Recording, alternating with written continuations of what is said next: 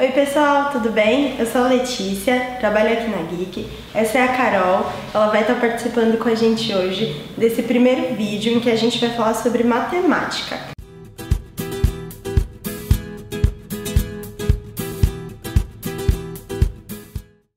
Carol, fica à vontade para se apresentar. Olá todo mundo, eu sou a Carol, como a Letícia já falou. Eu sou formada em licenciatura em matemática pela USP e eu faço atualmente mestrado profissional em ensino de matemática também pela USP. Eu já dou aula de matemática há 2 anos e eu já dei aula de matemática tanto para séries do ensino fundamental quanto do ensino médio também. Hoje, nesse vídeo, a gente vai trazer um pouquinho para vocês o que mais cai no Enem e vestibulares. Por isso a gente convidou a Carol, né? Ela já tem aí uma experiência grande e ela vai poder compartilhar com vocês algumas dicas só para dar uma direcionada no que vocês podem estudar. Carol, para começar, quais são as dicas de estudo focado principalmente no Enem que você pode nos dar relacionado à área de matemática? Bom, primeiramente, o que mais chama atenção é que a gente fez uma pesquisa com relação aos últimos Enem, as últimas aplicações do Enem, e nós percebemos que a maioria dos assuntos, aproximadamente 65% dos assuntos que caem na prova do Enem, já são vistos logo na primeira série do ensino médio. Isso em matemática, né? E aproximadamente 25% dos assuntos são de segunda série do ensino médio e só 10% dos assuntos que caem no Enem são vistos na terceira série do ensino médio.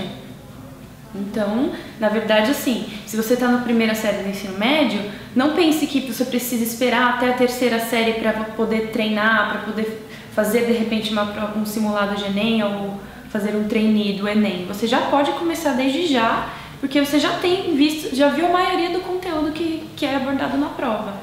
E você tem uma possível explicação, né, para isso, para o fato de que a maior parte do conteúdo está relacionado com a primeira série do ensino médio? Então, a característica das provas do Enem é que todos os exercícios eles têm que ser bem contextualizados. O que significa contextualizado? Significa que ele tem que ter alguma relação com o cotidiano do aluno, com a vida social do aluno. Então, a maioria dos assuntos que são vistos na terceira série do ensino médio são assuntos que não necessariamente têm uma grande relação com a sociedade, com o cotidiano. Por exemplo, números complexos, assunto que a gente vê na terceira série, polinômios, a gente vê também geometria analítica, equação da reta, equação da circunferência, cônicas. Esse tipo de assunto não é que eles não são importantes para a vida social. Na verdade, eles são mais importantes, de repente, para uma carreira mais acadêmica, para quem quer seguir alguma área de exatas ou algo desse tipo. É importante sim, são assuntos base do ensino médio, mas eles não são tão contextualizáveis. Você não consegue fazer um contexto social que envolva números complexos, por exemplo, ou a equação da circunferência, por exemplo. É bem mais difícil. Por isso que a maioria dos assuntos da terceira série, de repente, eles não estão na prova do Enem. E quanto aos assuntos que mais estão presentes na primeira e na segunda série do ensino médio, o que você pode destacar aí pra gente? Na primeira série, os assuntos que geralmente são vistos: grandezas diretamente e inversamente proporcionais, conjuntos numéricos, funções. Todos esses assuntos, eles são muito fáceis de ser contextualizados, né? Eles estão presentes no nosso cotidiano mesmo. E por isso que a maioria deles já está presente no Enem. Na segunda série do ensino médio, por exemplo, nós vemos matriz. Matriz já é um pouco mais difícil de contextualizar, de adaptar ao cotidiano, mas trigonometria também, mas tem outros assuntos, por exemplo, cálculo de volume de sólidos. Isso tudo está bem presente, é bem fácil de contextualizar, então eles já podem aparecer mais vezes na prova. Eu não estou dizendo que os assuntos, não precisa estudar esses assuntos que eu estou dizendo que não caem muito. Não, pode ser que caia sim, mas a frequência, historicamente, pelo que nós temos analisado nas últimas aplicações, eles não apareceram com tanta frequência, mas pode ser que de repente caia alguma coisa. Uma coisa também que eu não falei antes, cônicas, que é um assunto da terceira série do ensino médio, nossa, nem vamos preocupar com isso. Pode ser que apareça alguma questão relacionada a isso para identificar alguma cônica, né? Identificação. Isso pode dar para adaptar o cotidiano, então pode ser que caia também. Então, se a gente precisasse elencar aí, quais são os 5 assuntos que caem com a maior frequência, quais seriam? Bom, se fosse falar na ordem, os 5 assuntos que mais que apareceram com maior frequência. Primeiramente, grandezas proporcionais. Em segundo lugar, geometria espacial, sólidos geométricos. Em terceiro lugar, funções, aritmética e estatística. Então, esses assuntos são muito importantes, eles caem bastante no Enem.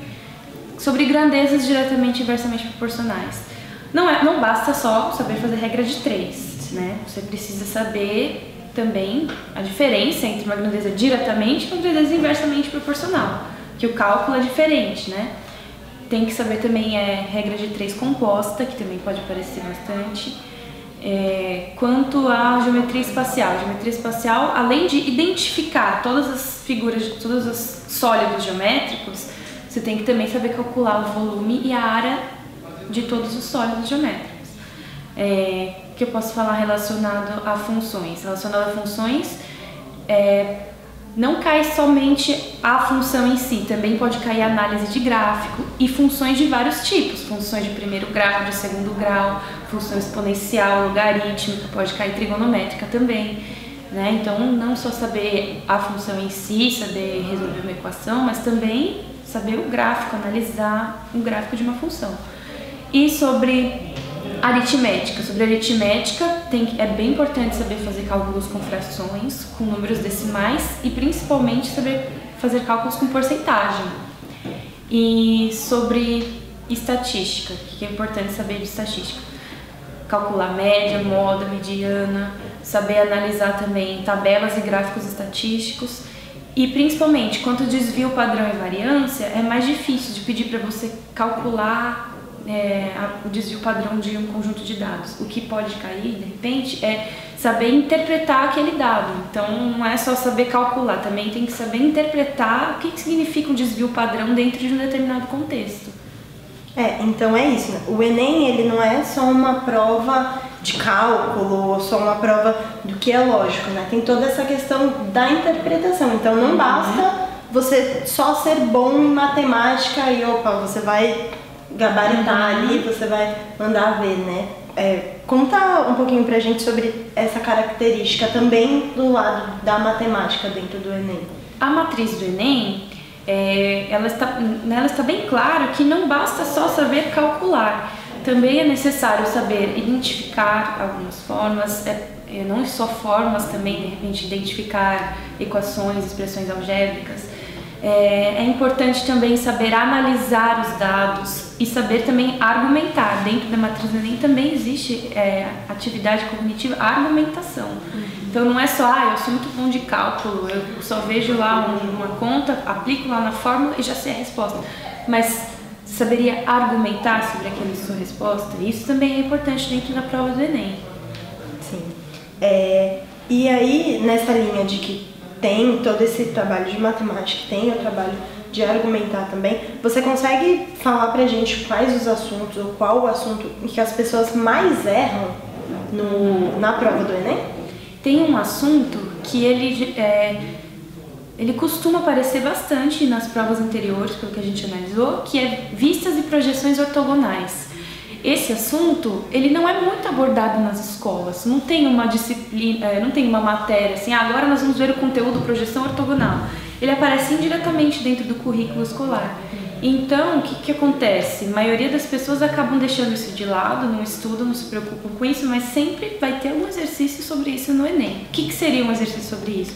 Exercício que tem algum objeto ou que pode estar se movimentando ou pode estar parado, e o aluno tem que identificar qual que seria a projeção daquele objeto no chão, a projeção ortogonal daquele objeto. Então, como se tivesse uma luz em cima do objeto e a gente tivesse que identificar qual que seria o desenho da sombra, né? Então, isso sempre cai. E é importante, precisa ter uma visão espacial bem ampla para conseguir resolver esse tipo de questão. Então é importante treinar também exercícios desse tipo, buscar em provas anteriores, porque ele costuma aparecer bastante também. e as pessoas não costumam acertar muito. Entendi, legal. A gente está preparando, né, essa série de vídeos para vocês e a gente trouxe a Carol aqui hoje. Carol, essas dicas que você deu, elas são aplicáveis também para os vestibulares ou são dicas focadas só no Enem? Então, essa questão da contextualização, de relacionar os conteúdos com a vida social do aluno, ela não acontece obrigatoriamente em vestibulares, porque o objetivo dos vestibulares é diferente do objetivo do Enem. O objetivo dos vestibulares é afunilar mesmo, é você selecionar as pessoas para entrar em alguma vaga, em alguma coisa. O objetivo principal do Enem não é, na verdade, de seleção. Agora, a sua proficiência do Enem ela pode ser utilizada para o ingresso nas universidades. Mas o objetivo do Enem não é necessariamente seleção. Você não fala assim, passei no Enem. Não, você fala assim, eu tenho tal proficiência no Enem. Com essa proficiência eu consigo tais faculdades. Então, como o objetivo é diferente, as questões também são diferentes. Então, existem sim questões sem contextualização, sem relação com o social dentro de vestibulares. Questões mais conteudistas, questões mais objetivas, mais focadas em determinado conteúdo. Também caem bastante questões relacionadas àqueles conteúdos que a gente falou que não aparecem muito no Enem, números complexos, né, geometria analítica. Com relação a isso, vão aparecer sim. E a gente não tem como dizer uma proporção de assuntos no vestibular, no vestibular, tal proporção de assuntos da primeira série, os assuntos da primeira série são bem mais frequentes no vestibular. Isso não tem como a gente dizer, porque a proporção é bem diferente, pode cair mais assuntos da terceira, pode cair mais assuntos da primeira, da segunda, isso não tem como medir. Então é bem diferente no vestibular e o Enem. Entendi. E aí pensando mais em dicas gerais, né, que você pode dar para quem está se preparando aí para essa fase do Enem, dos vestibulares. A gente sabe que daqui a pouco já começa, né? Então, pensando em quem vai fazer os dois, em quem não vai focar só no Enem, quem não vai focar só no vestibular, quais são as suas dicas para essa galera? Bom, primeiramente é bom treinar bastante, não chegue também na prova sem nunca ter resolvido nenhuma questão do estilo Enem. É importante fazer provas anteriores para ver como que é o estilo das questões, para treinar essa questão da leitura, da interpretação, né? É importante também se adaptar à nova experiência de prova, porque agora o Enem ele está diferente, né? Tem um dia só de matemática junto com ciências da natureza. Todas as matérias de exatas ficaram no mesmo dia. Então é importante treinar esse novo modelo de prova, fazendo simulados ou então simulando mesmo na sua própria casa, se adaptando ao tempo de prova também. Não deixe matemática para os últimos minutos, de repente a gente gasta mais tempo na parte de ciência da natureza e sobra só 20 minutos, meia hora para fazer matemática. Procure dividir bem o tempo, mais ou menos veja o tempo de prova, divida na metade, fala assim, não, nesse horário eu começo a fazer matemática, né? E depois volta nas questões que não sabia fazer de ciência da natureza, né? É importante também não ficar muito tempo preso em uma questão que você não sabe. Se não sabe, se vê que vai demandar muito tempo, pula aquela questão, faz as questões que você tem certeza que você sabe responder. Assim você garante, pelo menos, que você vai responder tudo que você sabe, né? As questões fáceis. O Enem tem questões fáceis, tem questões médias, tem questões difíceis que estão espalhadas por toda a prova. Não é necessariamente todas as fáceis no começo, todas as médias no meio e as difíceis no fim. Não, ele tem como se fosse uma onda, né? E é importante, por quê?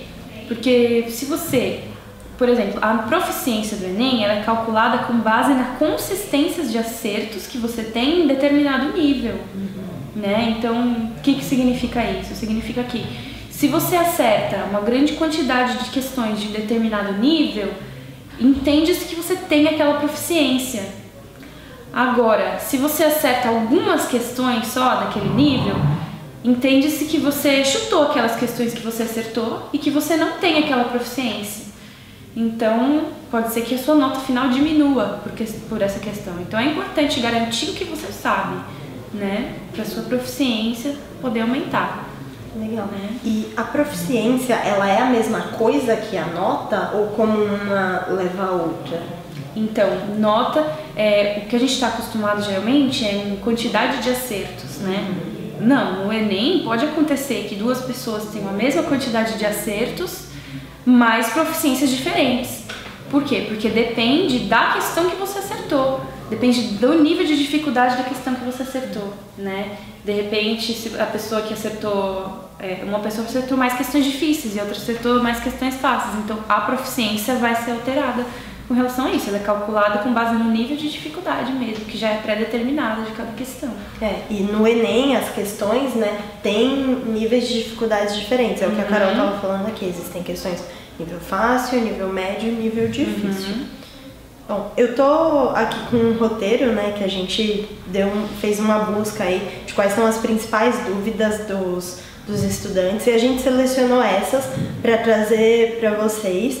Espero que vocês tenham gostado. As dicas que a Carol trouxe aqui, como a gente comentou, são bem focadas no Enem, mas tem dicas mais amplas que a gente vai trazer nessa série de vídeos. Carol, muito obrigada pela sua participação. Tenho certeza que esse material vai ajudar bastante vocês que estão aí se preparando, né? E estamos aqui na torcida. Obrigada. Boa sorte para todo mundo.